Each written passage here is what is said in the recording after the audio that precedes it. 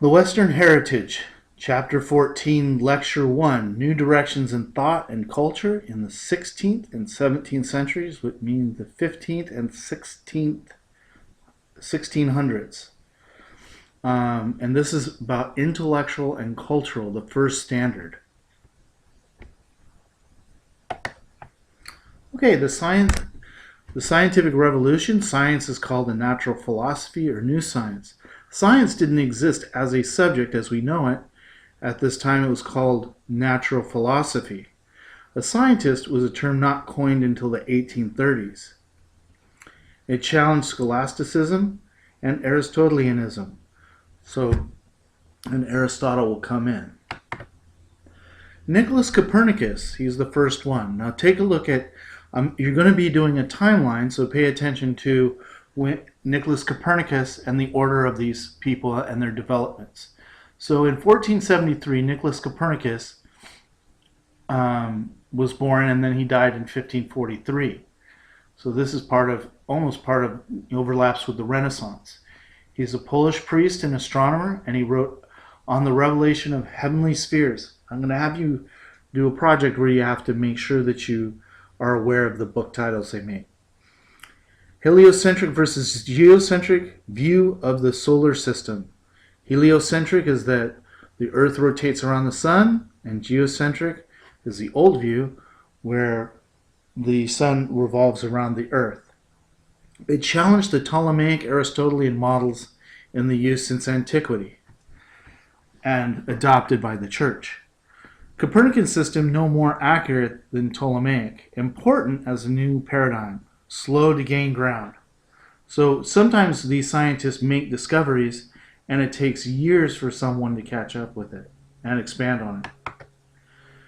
And there's a view of that. Tycho Brahe, he's the next one. Was born 3 years after Copernicus died. He's a Danish astronomer, and he rejected the Copernican view.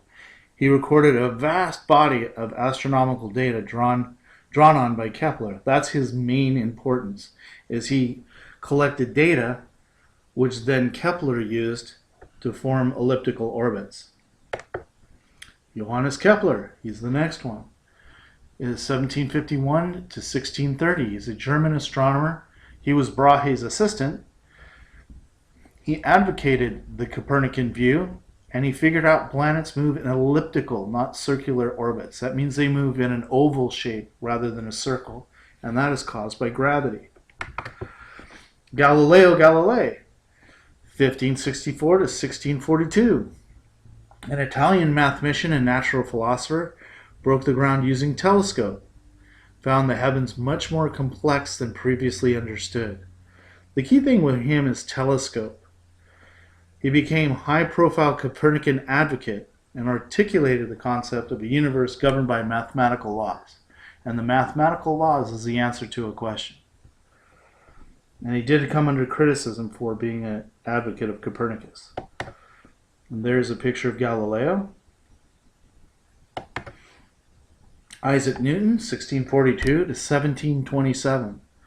He discovered the laws of gravity, and all physical objects in the universe move through mutual attraction, gravity, explained by planetary orbits. They explained gravity mathematically by creating the subject we now know as calculus. So he created his own math to prove things.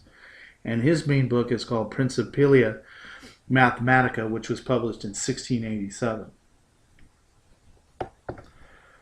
And there's a picture of Newton working on his subjects and with prisms and lights. The impact on philosophy. The scientific revolution was a major re-examination of Western philosophy. It showed nature as a mechanism, and they used the clock metaphor, God as clockmaker. The purpose of studying nature changes.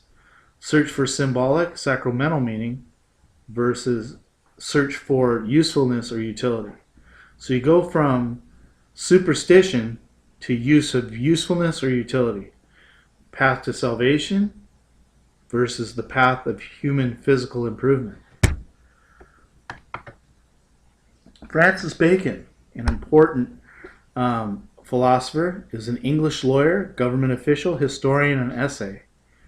Considered to be the father of empiricism. Let me say that again, the father of empiricism.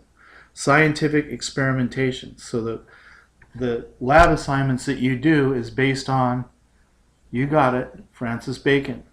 The real accomplishment was setting an intellectual tone conducive to scientific inquiry.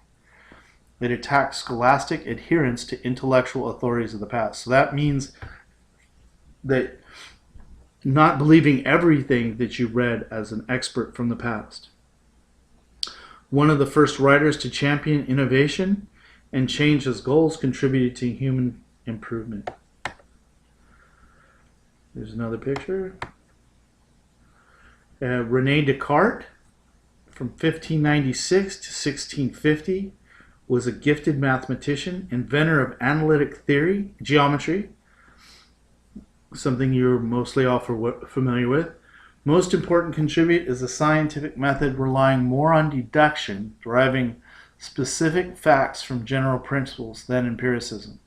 His main book was called The Discourse on Method. It was a rejection of scholastic philosophy and education in favor of mathematical models, and rejection of all intellectual authority except his own reason. So he believed that math is the key to understanding and getting knowledge. He concluded God-given human reason was sufficient to comprehend the world, and divided the world into two categories: mind, thinking, and body extension. And that's a test question, that last one.